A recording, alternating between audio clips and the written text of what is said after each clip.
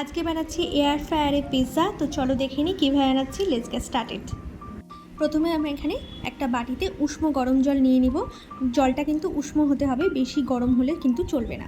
তারপর দিচ্ছি এখানে এক চিমটে আমি একটু চিনি দেওয়ার পর দিচ্ছি ওই পরিমাণই ময়দা। চিনি আর ময়দাটা আমি ভালো করে মিশিয়ে নিব যতক্ষণ না চিনিটা উষ্ণ গরম জলে একদম মিক্সড হয়ে যায়। এই চিনিটা দেওয়ার কারণ হলো এটা ইস্টটাকে কিন্তু আরও বেশি ফার্মেন্ট করে। এবার 2 টেবিল চামচ পরিমাণ আমি দিচ্ছি ড্রাই ইনস্ট্যান্ট ইস্ট। এই ইস্টটা দিলে কিন্তু তাহলেই কিন্তু পিৎজাটা খুব ফ্লাফি হবে, নরম হবে। তো ইস্টটা ভালো করে গুলিয়ে আমি নিচ্ছি যাতে কোনো দানা অংশটা না থাকে। এবার ইস্টটাকে অ্যাক্টিভেট করতে হবে, তার জন্য আমি এটা ঢেকে 10 মিনিটের জন্য রেখে দিচ্ছি।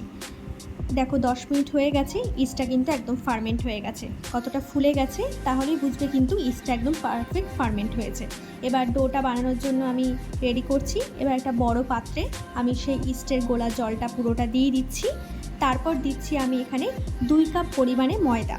হ্যাঁ, ময়দা তো লাগবেই পিৎজা বানানোর জন্য। তা আমি এখানে মেজারমেন্ট কাপ অনুযায়ী 2 কাপ ময়দা দিয়েছি, যে এই কাপ অনুযায়ী আমি 2 কাপ ময়দা দিয়েছি। এবার ময়দাটা দিয়ে ইস্টের সাথে প্রথমে আগে মেখে নেব।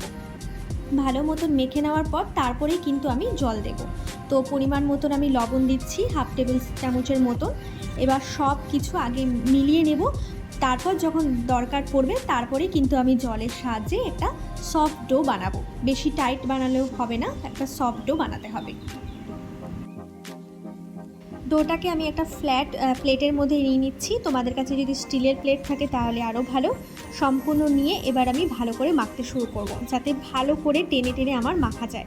এটা কিন্তু ভালো করে টেনে কুড়ে আমাদের মাখতে হবে, যাতে এটা একদম স্টিকি না হয়ে যায়। তাই যদি তোমাদের আবার এই সময় জল ব্যবহার করতে লাগে, এটা অবশ্যই জল দিয়ে ভালো করে মেখে নেবে।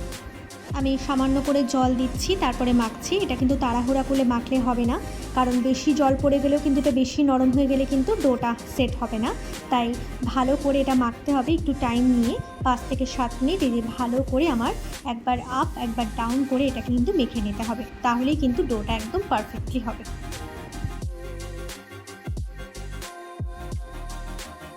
এবার প্রথমে যে পাত্রেতে আমি ডোটা মেখেছিলাম সেই পাত্রে আমি তেলটা একটু গ্রিস করে নিচ্ছি, যাতে ভালো করে আমি ডোটা এখানে সেট করে রাখতে পারি। এবার ভালো করে চারিপাশটা আমি তেলটা মেখে নিয়ে এবার আমি ডোটাকে এখানে সেট হতে দেব। এখানে ডোটাকে সেট হতে মিনিমাম 2 ঘন্টা তো সময় লাগবেই। আরও যদি তোমরা বেশি টাইম ধরে এটা রাখতে পারো তাহলে তো আরও ভালো, কিন্তু আমি কমপক্ষে 2 ঘন্টা রাখবো। যাদের কাছে সময় একটু কম থাকবে তারা 2 ঘন্টা রাখতে পারো। আমি ওপরেও একটু হালকা তেল গ্রিস করে নিয়েছি হালকা হাতের সাহায্যে। এবার আমি এটা ঢেকে একটা গরম জায়গায় রেখে দেবো। তোমরা পারলে ক্যাসারোলে রাখতে পারো, মাইক্রোওভেন যদি থাকে মাইক্রোওভেনের ভিতরে রাখতে পারো, এয়ার ফ্রায়ারের ভিতরে রাখতে পারো, যত গরম জায়গায় রাখা যায়। দেখো আমার 2 ঘন্টা হয়ে গেছে, আমার কত সুন্দর একটা ফুলে গেছে। ফুলে গেলেই কিন্তু বুঝবে এটা ভালো করে ফার্মেন্ট হয়েছে। এবার ভিতরে যে হাওয়াগুলো আছে সেগুলো আমি বার করে নেব একটু ঠেসে ঠেসে, আর অল্প একটু আমি ভালো করে মেখে নেব। এবার ডোটাও একদম পারফেক্টলি নরম হয়ে গেছে। এই ডোটাই কিন্তু মেন ভালো পিৎজা বেসের জন্য। হালকা করে একটু মেখে নিয়ে এবার আমি পিৎজাটা তৈরি করতে যাব। এবার আমি এটাকে লেচি বানিয়ে নিব। আমি যে পরিমাণ ময়দা নিয়েছি সেই পরিমাণে কিন্তু আমার 2টো বড় একটা পিৎজা হয়ে যাবে। তো এবার আমি 2 ভাগ করে নেব। 2 ভাগ করে নিয়ে এবার আমি যেটা করব সেটা তো সামনেই রাখবো, আর দ্বিতীয়টা কিন্তু আমি আবার ঢেকে রেখে দেব। কারণ না ঢাকলে কিন্তু এটা আবার পাপড়ি হয়ে যাবে, ওপরের দিকটা একদম পাপড়ি হয়ে যাবে। তাই দ্বিতীয়টা কিন্তু আমি ঢেকে রেখে দেব, যাতে এটা ওপর থেকে সিল হয়ে যায়। তো এবার আমি নেক্সটটা করতে চাচ্ছি। আমি এই ছোটো রাবারের একটা পাত্রে এটাকে রাখবো, তার জন্য আমি ভালো করে তেলটা গ্রিস করে নিচ্ছি। গ্রিস করা হয়ে গেছে।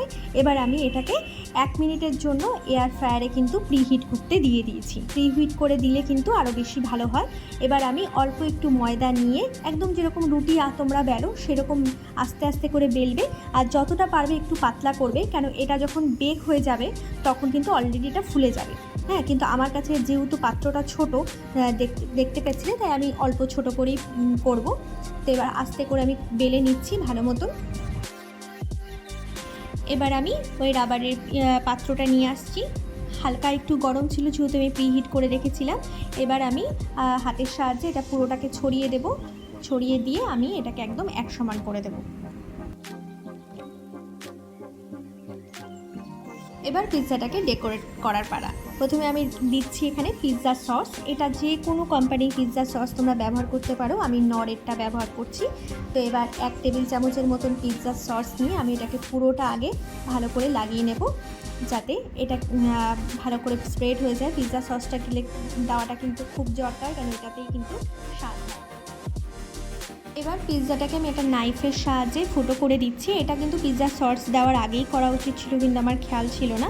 এটা দিলে কিন্তু এটা ফুলবে না, জাস্ট ফোলাটাকে আটকানোর জন্য এটা করে দেওয়া, নাহলে কিন্তু যেই এটা বেক হবে তখন কিন্তু একদম লুচির মতন ফুলে যাবে। তাই এটা করা কিন্তু খুব দরকার। এবার দেবো আমি মেন ইনগ্রিডিয়েন্টস চিজ। এখানে আমি আমুলের মজ্জারেলা চিজ ইউজ করছি, তোমরা যে কোনো চিজ কিন্তু ইউজ করতে পারো। তো এবার চিজটাকে আমি ভালো করে দেবো, চিজে কিন্তু কিপটামি করা যাবে না, ভালো করে আমি এখানে চিজ দিয়ে ডেকোরেট করে নেব।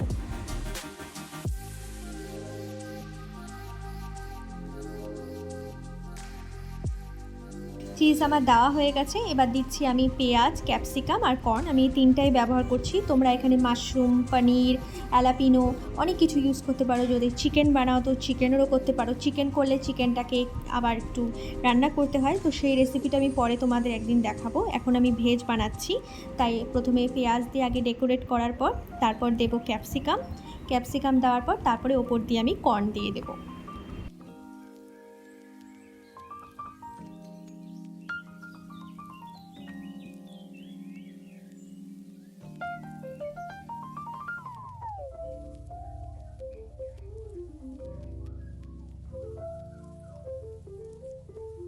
এবার চারপাশ দিয়ে আমি একটু লিকুইড দুধ দিচ্ছি। এটা কিন্তু একদম অপশনাল, এটা দিলে জাস্ট একটু ক্রিস্পি হয়, না দিলেও কিন্তু কোনো ফারাক পড়বে না, তাই আমি একটু সামান্য করে দিচ্ছি। এবার এয়ার ফ্রায়ারটা তো অলরেডি আমার প্রিহিটেড আছে, এটা একটু হালকা গরম আছে, তাই সাবধানে আমি পাত্রটা দিয়ে দিচ্ছি। আর এখানে আমি 180 ডিগ্রি সেন্টিগ্রেডে প্রথমে 15 মিনিটসের জন্য দেব, তারপর কিন্তু আমি মাঝখানে একটু দেখে নেব। এবার মাঝখানে দেখার পর দেখো আমার পুরো 15 মিনিট কিন্তু কমপ্লিট হয়ে গেছে, আর দেখতে পাচ্ছ কি সুন্দর একদম রেডি। আর খেতে কিন্তু জাস্ট দারুণ হয়েছিল, তোমরা এটা বাড়িতে ট্রাই করো, খুব হেলদি, একদম তাড়াতাড়ি রেডিমেড এয়ার ফ্রায়ার পিৎজা আমার রেডি। তো চলো নেক্সট ভিডিওতে দেখা হচ্ছে, টিল দেন বাই।